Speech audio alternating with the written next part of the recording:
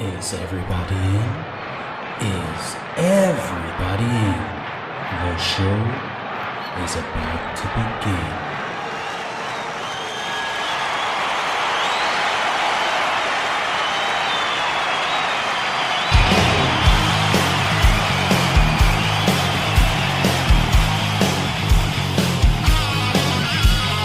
Welcome to the podcast, concerts that made us, interviews and stories, tales from the bus. We love taking you back to when it all went down, the greatest live shows and that cheering crowd sound. It's concerts that made us, concertsthatmadeus.com.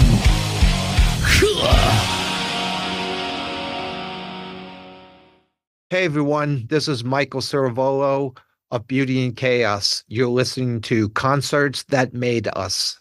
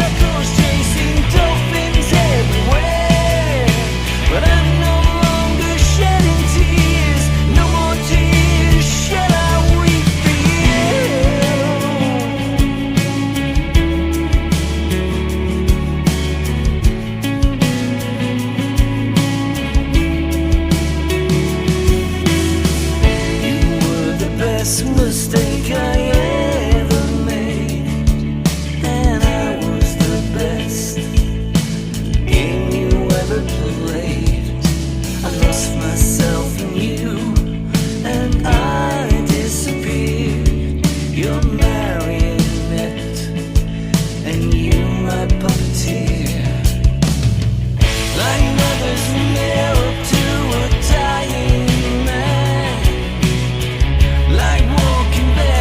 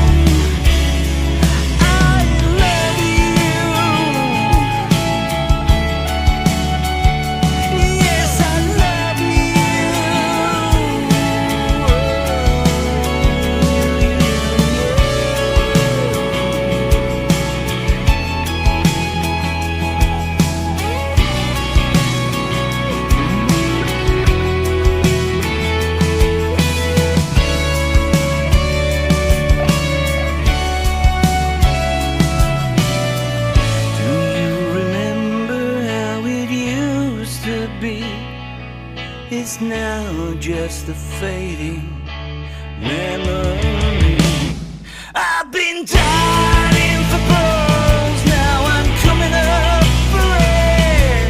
I'm casting off the chains that drag me deep. I've been swimming around in circles, chasing dolphins everywhere. But I'm no longer shedding tears, no more tears shall I weep for you. Diving for pearls, now I'm coming up for air. I'm casting off the chains that drag me deep. I've been swimming around in circles, chasing dolphins everywhere. But I'm no longer shedding tears, no more tears shall I weep for you.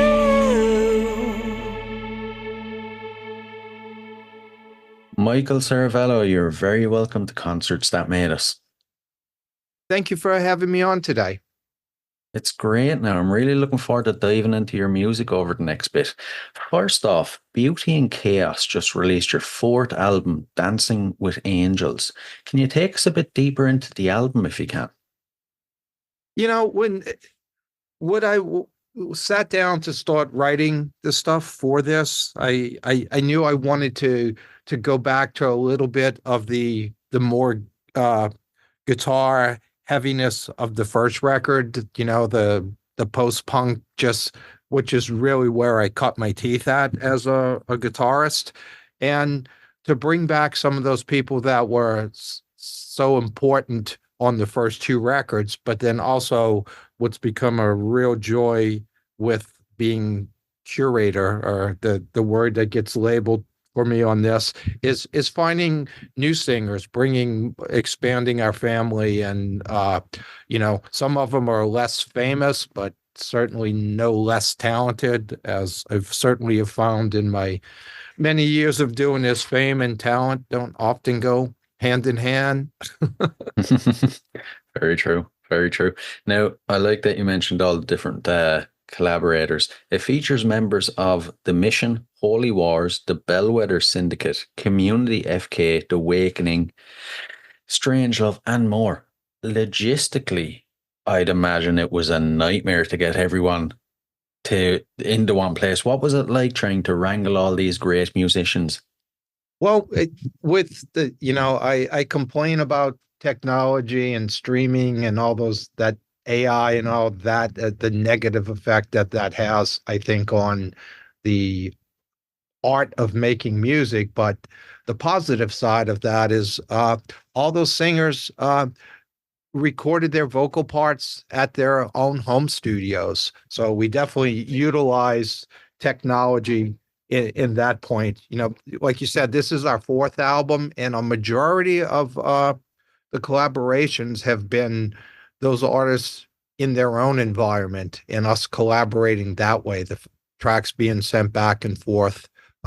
So that is one upside of you know, today's modern recording world. Very true. Very true. Thank God. Huh? Yeah, everything's got to have a little bit of you know, something good out of it. You know, I'm certainly not a fan of, you know, computer generated music, or necessarily the way people consume or listen to music now. It used to be, you know, I think everybody longs for the days of their youth and teens, but I'm firmly convinced that that was a better time. Music meant more, I think, and I think people listened more uninterrupted than just music being in the background. But that's just me and my soapbox. I like it. I like it. Now, the album, when it came time to make it, what was the original vision and how does the final version compare to it, do you think? You know, it's an honest record. I don't think me and my partner in Beauty and Chaos, Michael Rozon, I don't think we've ever gone into it going, we're going to make a record like this. Usually I'll put some limitation on us, and I think that's a positive. Like the first record, it was going to be no keyboards, that all the sounds were going to be generated from manipulating electric guitar. So that was the little box we put on us. And each record has had one, like the previous album was going to be all female singers, Behind the Veil. This record, I think I just jotted down past and future. And by past, I mean kind of going back to bringing Wayne back, Wayne Hussey from The Mission and Ashton from The Awakening and Kat back from Holy Wars, who have both, all three have been on previous records. So it was kind of a step to the past with some more of that guitar stuff that is just how I play. And then, again, kind of evolving some new people and new textures. And I went into this, some different guitar tunings and just anything, sounds, new pedals, anything to kind of find that spark. And I think it ended up being the album cover to me was the final piece that just kind of gave it this cohesive thread. Yeah. Yeah. I getcha. I getcha. Now, when it came to recording production, is there any kind of challenges or memorable moments that stick out in your mind? I think what we've learned this time, and I think we've gotten better each album, is to, when we presented, it's just music when we send it to the singers. It doesn't, in my head, doesn't become a song until their lyrics, melody, and then it has a title, and then it is kind of now born as, here it is as a song. I think what we've learned is to present songs to the singers in a bit more of a stripped down version. What I mean by that is less parts. The first record, I think the music was probably 98% done when we started sending it to singers, just because it was new and we didn't have all the singers in mind. This time, I think we left it more of an open palette for each singer to have their melody with less things to kind of for them to work around. And then when it came back, it allowed us to go, okay, this is what they did. Now we'll embellish around and behind that. So it was just a little bit different way of working. I think it's a bit more collaborative that way, being that we didn't have each person in the room, like me with a guitar and them singing, going, oh, let me do this, you do that. We left it to where we were able to do that after. And I think it's even more freedom for each vocalist to kind of do what they hear, where the structure and at least the vibe of the song takes them. And then to me, it was fun adding in the holes and spaces that they left. But again, we're dealing with digital recording, so there's always today the computer's misbehaving. It's just that stuff. What just kind of comes, it makes me kind of sometimes bang my head against a wall and go, I wish we just had a tape machine going. But thank God that, again, Michael Rosen, who's a key element to this, has the patience of a saint, and he loves the minutia of all the Pro Tools stuff, which certainly allows me to just play and not worry about that. I can do something, goes, give me 10 minutes and I'll get it all lined up and right, and I come back and it's great. So it's a great partnership. Yeah, it sounds like you're very lucky you have him for that part anyway. I'd be similar to yourself. I wouldn't have the patience for anything like Pro Tools now, or computers misbehaving. I used to, and I got into it for a while, and then I kind of stepped back, and it was like, I thought it was going to be like riding a bike, but everything was updated, and it's just like this. To me, that's not the fun part anymore. I'd rather sit behind with my pedal board on the ground and fiddling with that part and making textures and sounds, and let him deal with the nuances of what microphone to put on the guitar cabinets and all that stuff. He loves it. He also has a lot more musical theory than I do. which I think helps. I'd rather be a little naive when it comes to that, and just I played that because, and not because there's some rule. So it works. Good, good. For the deluxe CD version, you actually did something very interesting. Each song is tied together with interludes, which you call halos. Tell us more about it. It I've always loved soundscapes and weird ambient stuff, and sometimes a chain of guitar effects pedals starts doing something strange that's not always like to my head a song, but it is a soundscape or something like that. And I wanted to do it on the first record. When it was first going, hey, I'm going to do this record, that Michael Rosen turned around and said, you should do a record. And I jumped up and said, yes, yes, I should. And then you actually have to do it. But that evolved into 14 songs. I mean, it was pretty, to me, bold to have a debut record actually being a double album. So doing this just never, I mean, obviously it would have been a 3 hour listen like that. We've been creating the Clash's Sandinista as our first foray out the gate. But it's something that's always been in the back of my mind. Our second release, the CD version, The Storm Before the Calm, I sat there and going, well, we're doing this record's 45 minutes. So we have another 30 minutes of media on the CD. So we created this big, long title cut that just went through all these motions and movements and just evolved and had weird backwards voices and just strange, but it was a large soundscape. And it just seemed that this record was the right time to return to do something I wanted to do like that. And each one's a little bit different. I think, some people may look at it and go, it's a bit self-indulgent. Maybe it is.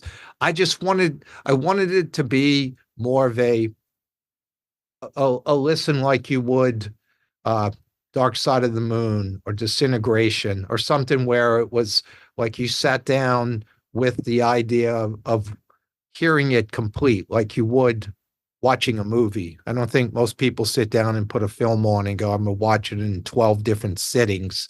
Again, it's a romantic notion that I don't know if many people do that anymore, but it was that idea of sitting down and not skipping tracks, just this long kind of uninterrupted thing. And they were fun to do. They were each different. There was no going, it has to have a song structure, like what's the chorus going to be?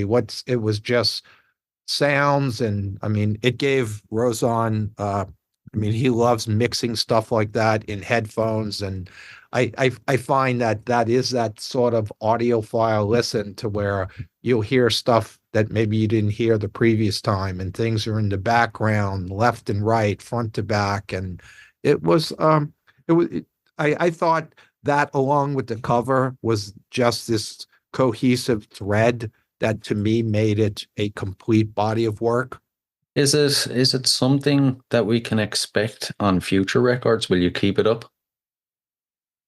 I don't know. I guess, I don't do this going, let me see what people respond about. I hope people like it, but at the end of the day, and I don't mean this in any egotistical way, if me and Michael and the artists that are involved are happy, that is enough. Anyone else that comes along for the ride, fantastic. I'm not looking that this is going to be some massive commercial success. Will we do more ambient stuff? Quite possibly. We do a lot of remixes. Each of our albums have been followed by a remix album, which is there. It's interesting because it's basically us after, I think, conservatively putting in 1,000 hours on mixing, mastering these songs. We basically hand the keys to different artists, producers, remixers, and go, hey, no preconceived notions, no you have total free reign to reimagine these songs how you hear it. And each of our records have been followed up with that. We're kind of in the middle of that. I've gotten some back. Some are very ambient, some are harder, some some of the artists will just take the vocal track and the tempo of the song and rewrite the chords under it. So it's a pretty interesting process. It's something I really enjoy, getting a mix back from someone with no not knowing what to expect. And that it's a cool thing. And I hate to get stuck in our patterns, but I love that pattern about what we do. Album re-envision. So It's a good way to keep it fresh and exciting for yourself, even. yeah, it's kind of like a kid at Christmas when when that email comes back, or we transfer like, hey man, I finished the mix, and putting it on. And sometimes it's like just immersive to where it doesn't have a lot of elements of the original song other than the vocal, which is nice. To me, a good song is a good song. And no matter how it kind of gets reinterpreted. Very true. Very true. Now, something I'd love to chat about is your music videos. There's a hell of a lot of them. And I feel like you approach music videos as if MTV was still a thing and it still played music videos. I mean, there's some videos there that are out of this world. One in particular that I'm obsessed with at the moment is Holy Ground. I can't stop watching it. It's like, oh, it's an addiction at this stage. It's a departure from your previous video, Diving for Pearls. How did the video come to life? I mean, without being a live entity, the video has always been sort of the face of what this is. It and they are diverse. And I think we really sit down and want to make each as unique as possible. And especially from its predecessor. And I think we really managed that, especially with Diving for Pearls and then to Holy Ground. And yeah, there is that, I grew up in the MTV world. It launched a lot of bands. I think it's another creative side to doing this, like figuring out how to make this happen with a budget. But yeah, Holy Ground to me was, I met Patrick when I first moved to Los Angeles from New Orleans. I think with Human Drama, we moved out here in late '85, and it was such a great dark wave goth scene here. And it kind of ran parallel to the Sunset Strip hair metal scene. There was band, we were putting flyers on telephone poles, and CC DeVille from Poison was putting them. It's like, and everybody kind of, it just coexisted. But there was that great scene that lasted for a couple of years. And Patrick Mata, who's featured on Holy Ground, his band, Community FK, was really big in that dark world scene. And they did have a song, Something Inside Me Has Died, that got a lot of rotation on MTV's 120 Minutes. And I met Patrick back then. We probably shared a few bills and kind of lost touch over the years. He moved out of Los Angeles, and he reached out just out of the blue, probably a year and a half ago. Want to reconnect. I guess he had seen some of what we've done with Beauty and Chaos, said he'd love to be a part. And we were just finishing up Behind the Veil, which was all females. So just said, not this one, but let's stay in touch. And then we reconnected for this. And I think we both wanted to kind of step back in time to that 86, 87 way. When you walk into, there was a popular club here called Scream that that was the look, the vibe that we were going for. And there was a compilation record that came out, I think 87, on Geffen, that had Jane's Addiction, Human Drama, Community FK, and quite a few other bands. And they all went on to get record deals with various levels of success. But it was just kind of a nod, to that time. If someone looks at it and goes, "Oh, that's so dated." Yeah, it was meant to be that. It was meant to step back in a time machine to what I look at as a great time in music. And it was certainly way different from Diving for Pearls, which was shot probably 3 weeks prior. So it is kind of fun to step in and out of characters, looks, visuals. And I certainly challenged the production team that we use for our videos. So what we're going to do different now? And we have two more videos that are shot, uh, that are being edited. One for the final song in the record with Ashton, "Made of Rain," which is going to be fantastic. And then we also with Leo Lugansky, the fourth song on the record, "Echoes in the Angels." So there'll be at least two more videos, and I will say this: they're definitely different from the other two off the record. Well, I, for one, am looking forward to seeing what you come out with.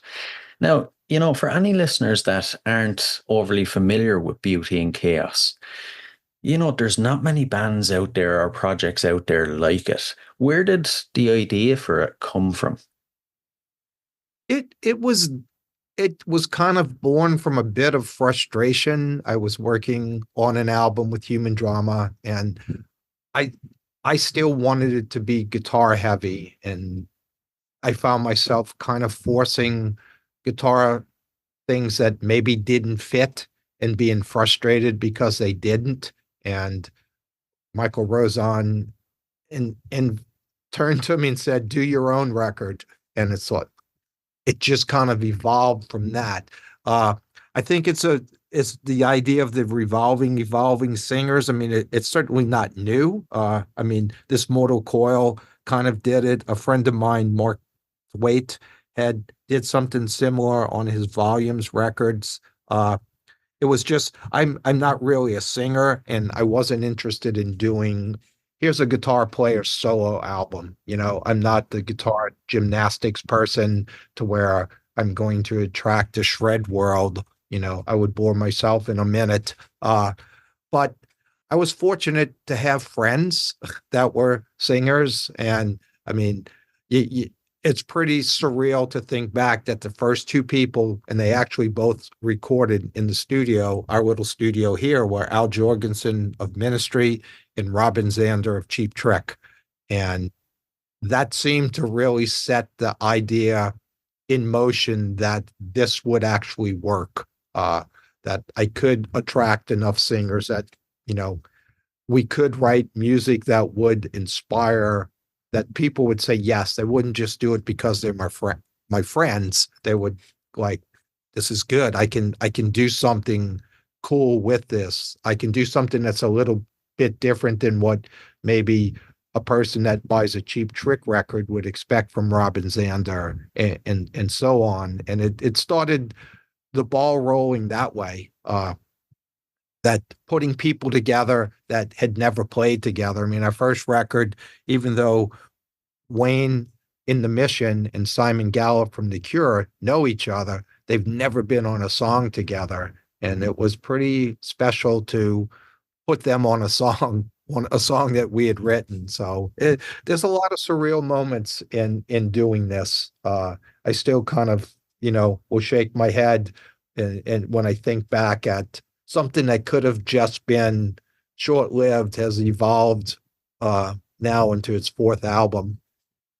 Yeah, yeah. I have to ask, do you have like a list of people you want? Like, who's someone that you haven't got the chance to work with yet, but we might see hopefully on future records? It there is a wish list, and this is in no way indicative of like it's going to happen. I mean, it's not a money-making venture, but no one's done this expecting to make money. I mean, I don't know who makes money in making records or anything anymore, and that honestly doesn't matter. My wish list, I'd love to work with Richard Butler from the Psychedelic Furs. I've always loved his voice. I'd love to have Robert Smith sing or play guitar in something. I got Simon, and I converse with Robert quite often. I don't know if that would ever happen. Love to work with Bjork, PJ Harvey. Uh, I'd love to work with Kevin Shields, My Bloody Valentine. I would think we'd make a bunch of glorious noise together. Shirley Manson from Garbage would be fantastic, but you know that those are the famous people, and I'm thankful that out the gate we had those people on the first album. I mean, Ice-T was on the first record. They have a record, like if you sat down and go, it has Simon Gallup from The Cure and Ice-T. It's like you kind of go, I don't even imagine those two guys sitting at a dinner table together. How'd you get them on an album? But it worked. But I think we were wise enough to know that we couldn't just depend on fame, like going, getting people. I think it would have overshadowed what the project, I hate that word, but what this entity is, just by going, how do you like keep one upping? In my world, you don't get much bigger than Robin Zander or Wayne Hussey, or, those are people that make up a big part of my record collection. So it is finding people that are equally as talented that just turn the music into a great song. But any of those people I mentioned, if they reach out, we'll certainly work together. Glad to hear it. Glad to hear it. Now, before we move on to some concert questions, I wanted to mention as well that you're the president and CEO of Schecter Guitars. I have a bit of it might be a tough question, but in a world that seems like everything has been done with guitars, what do you think the future of guitars is? I mean, that's kind of tough. Every time I hope the future of guitars is it stays in music. It is such an expressive instrument that you don't have to be crazy proficient to write something on. Some of the best songs in the world have been written with three chords. As far as guitar design, I find, I mean, hell, people are still looking and craving and cherishing guitars from the late 50s. So I think anytime you try to do something that's way extreme as far as the design, I think it's like, oh, that's cute. And then someone goes back to a Les Paul or a Telecaster. So it's just, I think in general, anybody that has anything to do with a guitar company, uh, you know, or works at one, just hopes you turn on the radio, you hear guitar music. It's always finding a new fad and in colors, now you see bright neon guitars that were popular in the mid 80s, like everything's secular, shapes get wilder. But I think people kind of migrate back to tradition when it comes to it. Do you actually play guitar? Yeah, I do. I've a Les Paul and a cheap Strat.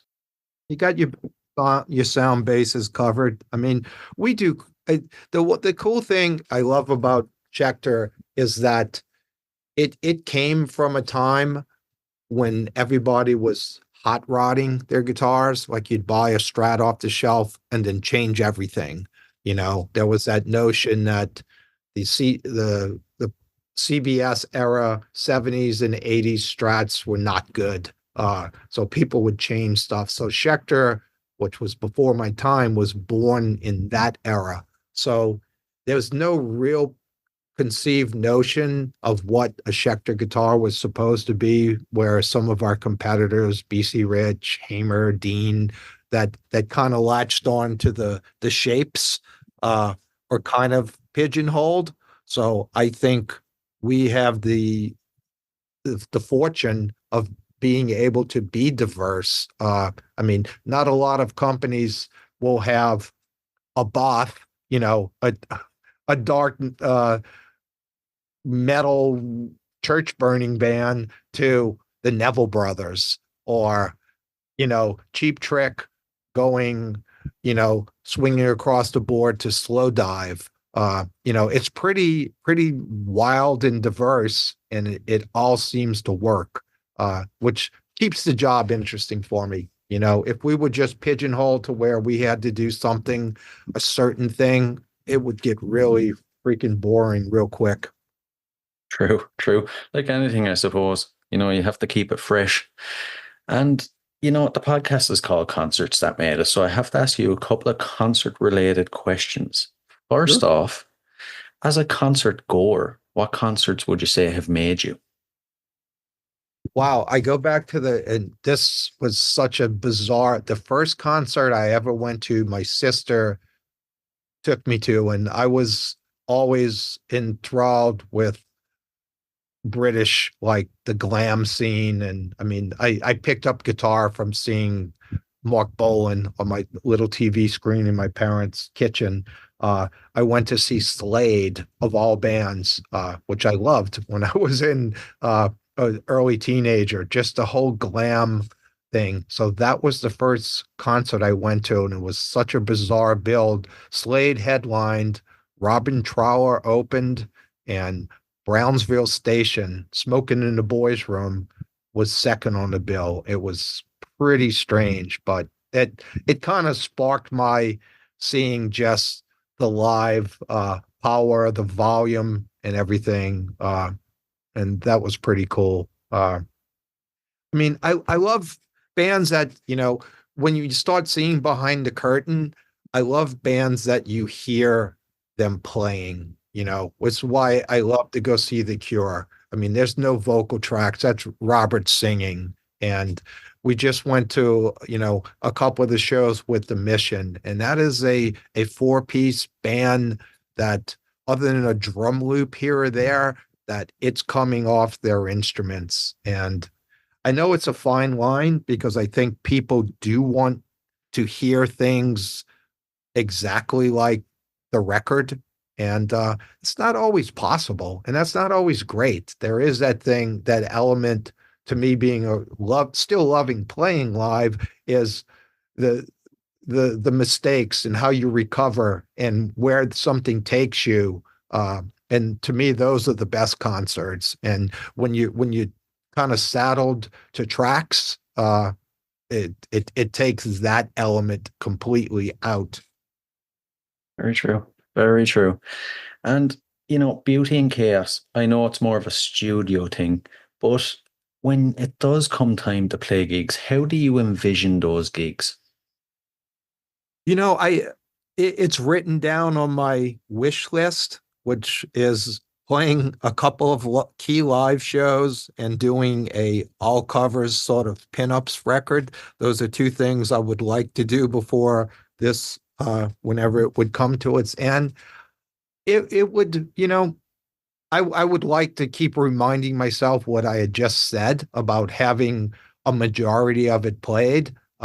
It would certainly need at least one, if not two, additional guitar players, because there's so many layers and parts that I think do make up the songs. I would like to do it with as little tracks as possible, but and it would need we would only do it with the person who wrote the song with us singing it. And I think I was doing a count, and I think we've had 25 different singers so far across the four albums. I mean, there have been people that have, Wayne, Ashton, Johnny from Human Drama, Kat now, that have been on multiple, but I think it's 25, if not 26. So it would certainly we have enough to pick, not to pick from, but to, obviously it will be juggling people's schedule and logistics. If I was envisioning what it would be, I would pick 5 cities. I would do 2 nights, and yeah, would love it. Like Berlin, London, New Orleans, my hometown, Mexico City, and probably one other. I would never do it in Los Angeles. I despise the music scene here. Uh, Right. uh, the just impress me. The the just the I don't know. It's not very inspiring, and that to me, everybody's work, you know, that comes together to make Beauty and Chaos possible.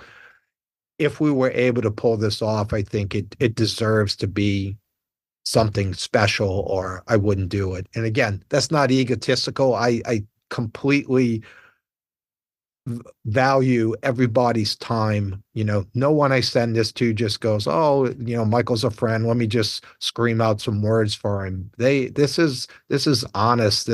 They put this stuff, their time and talents and heart and soul into it. And it has to be right. I mean, uh, I hope it happens. I really hope I can make it. It would be a financial, it would take money to do it. And nothing to me in life anymore is based on money.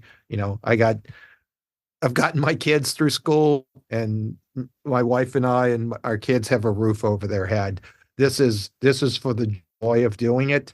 Uh, it would just have to be right. The last thing I want to do is do this and look out and see not many people and just that kind of new world of, oh, it doesn't sound exactly like the record. That would be that would be depressing. Yeah, yeah, true, true. Well, hopefully one day we can see some live shows. Now, before we dive into the last couple of questions, future plans set in stone. What's next for Beauty and Chaos? I sort of the rest of this year is kind of laid out where, like I said, there are two more videos that are done. Just kind of waiting. Made of Rain, the album's final track with Ashton, is going to come out September 10th. And the reason I picked that is our first video was with Ashton, and it was a song called Storm, which is such a key song in Beauty and Chaos. The lyric, there is always a light, kind of permeates. I try to have that permeate everything we do. And it was really the first song that came back, that I felt confident as a songwriter, or as a collaborator, because I just thought Ashton took that music and made it into something that is probably our most popular song, and rightfully so. So I looked at when that video came out, and I kind of shook my head. I went, really? It would September 10th will be that song. That video would have been released 6 years prior, 2018, September 10th. So I thought that would be such a fitting tribute to the song to have this new song with Ashton come out that date. And then there's the one other song, Echoes and the Angels, with Leo, that'll probably come out early November. But we are working on the remix record, which I have a title, working on the cover concept, possibly with the same painter, Marin, just to kind of, since this is an extension of Dancing with Angels, that kind of makes sense to me. Getting the re-envisions of the songs, and then possibly adding one, if not two, cover songs, just that kind of seem to fit the title that I have in mind, and just to add a little bit of a bonus to those two records. So that would probably wrap the year up, and probably starting just seeing where the guitar and some sounds, and Michael Rosen and I go with something new. I am certainly not ready to put Beauty and Chaos on the shelf. One thing I always ask is that anyone that listens to these records and they like what they hear, look at who sang the song, dive into their catalog, because everyone has an amazing catalog outside of the song that on this record. And I think you'll find some really some gems and find some artists that are not mainstream and you're not hearing about on TikTok or Instagram. And I think you'll find some gold there. Very true. Very true. Brilliant. Brilliant. Right. The last couple of questions, there are a couple of random fun ones, but I'm looking forward to your answers. First off, besides music and guitars and Beauty and Chaos, what are you currently obsessed with? What am I obsessed with? Well, I sure as shit try to stay out of our politics in this country. Uh, that's commercial suicide right there. Yeah. Uh, I think I'm obsessed just trying to stay more in a positive state of mind. It's so easy to get beat down by everything. Uh, you know, my joy, yeah, I know it probably falls in music. I love guitar pedals. To me, it's like a painter that maybe just had some primary colors, suddenly getting something that, wow, this is fluorescent or this is glitter or this is metallic. And, I'm sure my wife would go, don't you have enough of these little boxes? But I, I'm, I love that concept, besides my family, and our dog, that's probably something I really love doing is experimenting. I like it. I like it. The next one, it's a bit of an odd one. If you had to spend 24 hours locked in a room with any musician from history, who would it be? Wow. David Bowie, Mark Bolan, I know that's two, but they hung out a lot together. So maybe I'd get with them in there. That'd be pretty cool, actually. Even just to watch their dynamic. Yeah, I don't know if you not to hijack your question, but we did 20th Century Boy with Al Jorgensen on the first record. I mean, I've always thought from seeing Mark Bolan do Bang a Gong, then into that on, I think it was Don Kirshner's rock concert. That song to me has always struck me as one of the greatest all-time guitar rock and roll riffs. And through a friend, I met his son, Roland, and it turned out that Wayne Hussey also he picked up guitar from watching Mark Bolan. So we ended up getting to do 20th Century Boy, re-recording it in more of a glam way with Mark's son, Roland, singing it. And that was pretty freaking surreal. Yeah. Yeah. Oh my God. And there is a video. It's on our website. You can go. It's one of the early ones. I was on the first remix record, and at the end of it, we kind of did it like we made up with our videos. We made it like we were on like a faux Top of the Pops looking show. You know, and at the end of it, the director's like, cut. We got everything. And Roland and me and Wayne was standing there. Roland goes, I don't remember my dad because I think he was 2 when Mark was killed. Said, I think he would think this is really cool. And that just always stuck with me that we did something that was a tribute and which is what it was meant for. But that's a pretty cool moment and in the Beauty and Chaos world. Yeah. Yeah. It doesn't get much cooler than that. Oh my God. And the final question, what is your go-to album to listen to? An album you constantly revisit?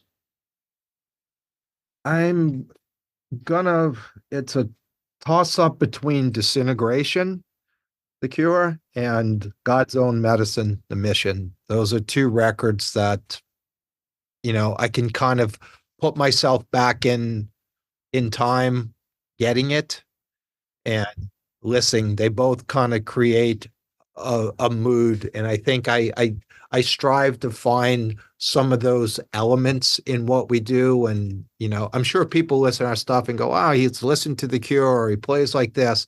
I mean, I think those are pretty close to being perfect albums that combine darker songs with stuff that's a little lighter. And not only that, it's like that running order that makes you want to hear it top to bottom. It's hard not to put Ziggy Stardust in there for me, which I probably had even sooner. But there is that element that the track running order, why a song goes here and why this one comes after. And that's always kind of enthralled me as a kid, just like how all that put together. And I hate the world of just streaming a single song or putting a CD in and going shuffle. To me, Ziggy Stardust is always supposed to be followed by Suffragette City. It doesn't, you don't change that. And, Right. I like it. Perfect, perfect albums there. Listen, Michael, I can't describe how much fun this was. It was hugely interesting. Thanks a million. Thank you. I really appreciate you taking the time. I take none of this for granted.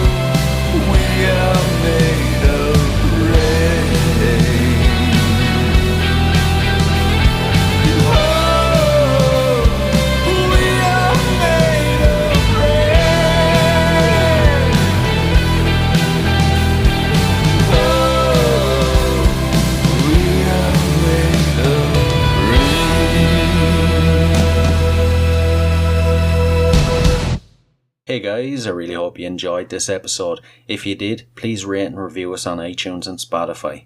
And if you're interested in signing up to Band Builder Academy, use the link in the show notes below and enter the code CONCERTS and you'll receive 10% off. So, until next time, keep rocking.